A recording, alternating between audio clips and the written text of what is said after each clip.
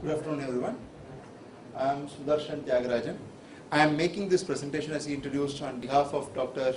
Ashish Bharadwaj, who is the CIO of UPES. University of Petroleum and Energy Studies is a Dehradun-based private university. It is a university which cannot affiliate colleges yet. So within the university itself, they have 3 colleges. One for engineering, they have one for management and economic studies, and one for the legal studies.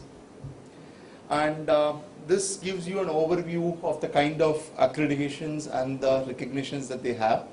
All the mandatory and also need to have, and also even some foreign accreditations also have been taken by this university. It's considered to be one of the most progressive universities in the energy space. This is the campus. They have a beautiful campus out there in Dehradun. I've been there myself a couple of times. Nice place to be. Now, this slide is good. This slide gives you a feel for the kind of growth that this university has taken.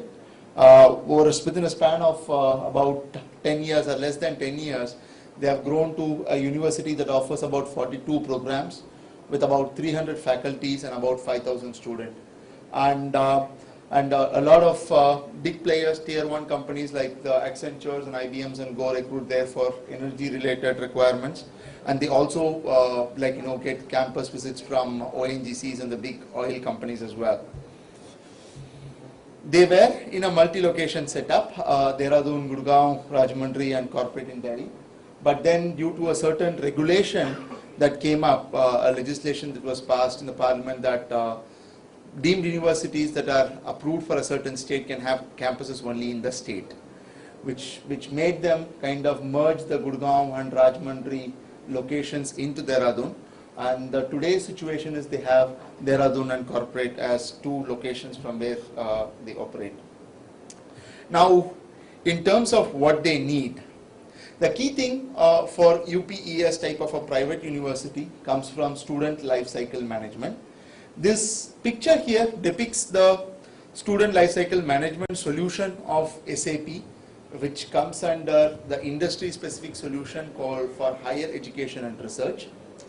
Covers all aspects of the student lifecycle, all the way from recruitment of a student, which is basically driving the admission process of the student, and then going and running the campaigns and administering the equivalency determination part of it, registering the students for certain programs, and also grading the students, examine in the past as a part of the examination also, and then determining who can progress to the next level and who cannot, and then any other administrative processes required in between to change the program of a student or to audit as to whether the student is ready for a degree. All those things can be executed through the system, along with deregistration, alumni management, which is required as well. Now, this whole component sits on top of ERP. So the core modules are ERP, stay right there. On top of it, this module gets implemented. And this is one of the things that got implemented in UPS. UPS is one of the first universities that have implemented ISHER in India. They did it some time ago, and this is what they use today in SAP. Within SLcM, they use the admission, registration, the calendar, the academic structure part of it, exams and gradings, and also the audits on the students. With respect to FICO and FICA, FICA is a special component that is required within finance for student lifecycle management called contract accounting. Similar to the previous case that we are talking about, Gujarat case, they are implemented IS utilities there. Also, you require FICA. So, FICO and FICA are implemented. All the legal stuff that is required are in place as well.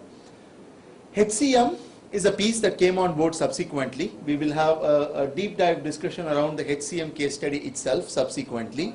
There they have implemented all the aspects of HCM, all the way from the basic hygiene, organizational management, personal administration, up to performance management, self-services, etc. And with respect to MM, they are in the process of basically integrating the procurement process completely, the entire P2P cycle, and asset management, the depreciation part of the story is also covered. These are the functionalities that are in use today at UPES. Now the next set of slides that we are going to talk about is sort of a BTS case study, a transformation case study of UPES as to how SAP HCM as a solution helped them transform their HR and payroll processes from both from a financial efficiency and also an operational efficiency perspective. Now, the key, this is an overview of what has been done. Some of the key objectives that they had was that when I, as a partner, I had to go meet them and I wanted, when they started this discussion, and when I was talking to the HR head there, the key problem that he highlighted was that too often they paid an employee while he is not supposed to be paid, and they did not pay an employee who was supposed to be paid. Why? Their HR system was in SAP, they just had the employee masters maintained in SAP, but then the payroll was running outside elsewhere. So there was a classical integration issue. The finance system was sitting in SAP. Again, finance had to get the data for payroll related postings from this outside system. So that was also becoming a headache for them. Now, more than anything else, when we were talking to the HR executives, we got a feeling that they were spending a lot of time in doing the transactional HR activities. Something like the employee, I mean, they have about 200, 250 faculty. They keep calling all the time, wanting to find out what is my leave balance, where is this held up, where is that leave request held up, who has not approved it. Those kind of process related questions where each thing stands in terms of a thing that needs to be performed by them. That's where the HR was spending their time. But I mean, you're talking about a university here. In a university setup, the human capital is so vital. They were not focusing on any of the strategic aspects. In fact, they were backlogged on recruitment. They were backlogged on the tracking the academic credentials of the people that they are working handling, and they were busy answering questions regarding the leave balance. So that was one of the key challenge. So we wanted to address that, and self-service came as a solution for it. So what we did for them was twofold. We said that yes, the payroll part of it has to be brought into the system. Still, they also need some sort of a component which would reduce the transactional burden on the HR population. That was the objective of the implementation. And what we did was, when we heard about these challenges, we basically IT and us as partners, we worked together and came up with a two-stage roadmap. The first stage to take care of the payroll, and the second stage to go in and implement the self-service. But then the HR organization was very committed.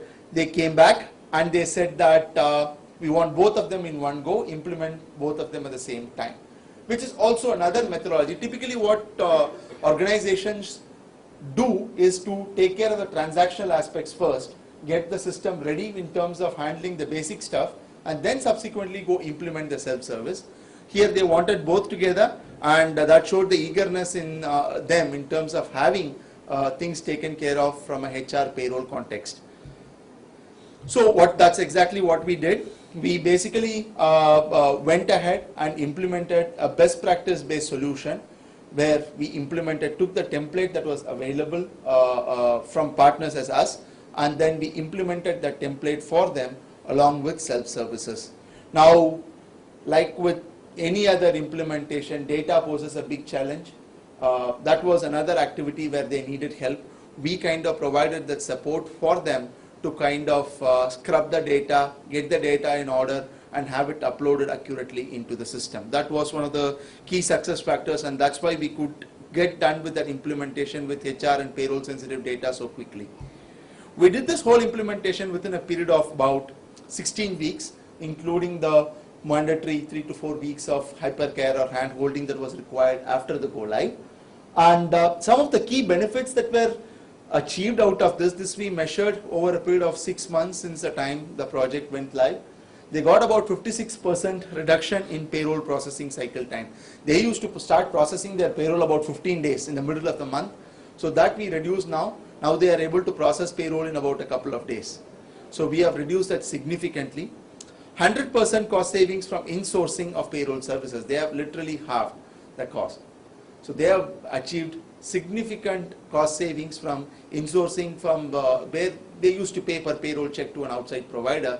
From there it came to in SAP, and the checks are being printed out of SAP now. So they got significant savings there. And more so, the last one is they saved about 40% of their HR efforts away from the transactional activities by implementation of self-services. These are the key benefits that they achieved out of this. What next?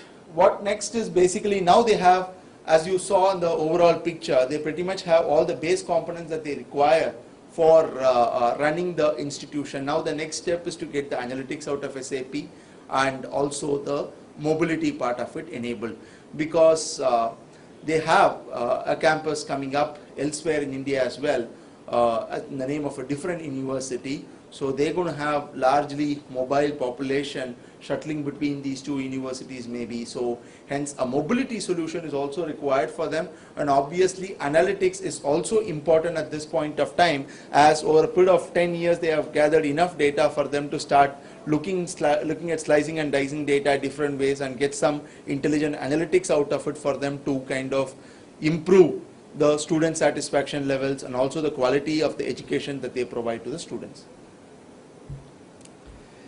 Benefits that they achieved out of this implementation: transparency, visibility leading to accountability. Transparency from an angle that HR and payroll, the finance and HR users, were looking at the single source of truth, a place where both of them can agree upon what the data is and how the payroll should be run. Bonding with end-to-end process, that is with the integration between finance and HR, you get that automatically. Best practices are built into the solution automatically because of a template that we deployed, which is again based on built based on the experience that we have earned over a period of time. And then basically a stakeholder-centric process. I mean, a very well-defined process, be it a leave request or any other process that need to be administered in the system, is all built and programmed, and that basically ensures that there is not much of manual intervention required at various points, or like hand-holding of a process required. And last but not the least, that you get with any ERP implementation, academic infrastructure and the resource optimization as well. That's all I had as a presentation. Any questions, I can take them now. How many employees they have in order? 400 employees. And every one of them you are implementing ESS? We have implemented ESS, MSS for all of them, because their crowd is predominantly white-collar crowd, either teaching or non-teaching staff. The lower level non-teaching staff are all outsourced positions, so we did not do any ESS for them, but otherwise for all other employees ESS was implemented. Is it positive time management or negative time management? It is negative time management. Negative time management. They don't require as much of a positive. Because in industry we require. In manufacturing, yes, manufacturing setup you do require a positive time management, because you will have exceptions that occur too often and that need to be measured too soon. Right. Thank you. Sure. Thank you. Thank you.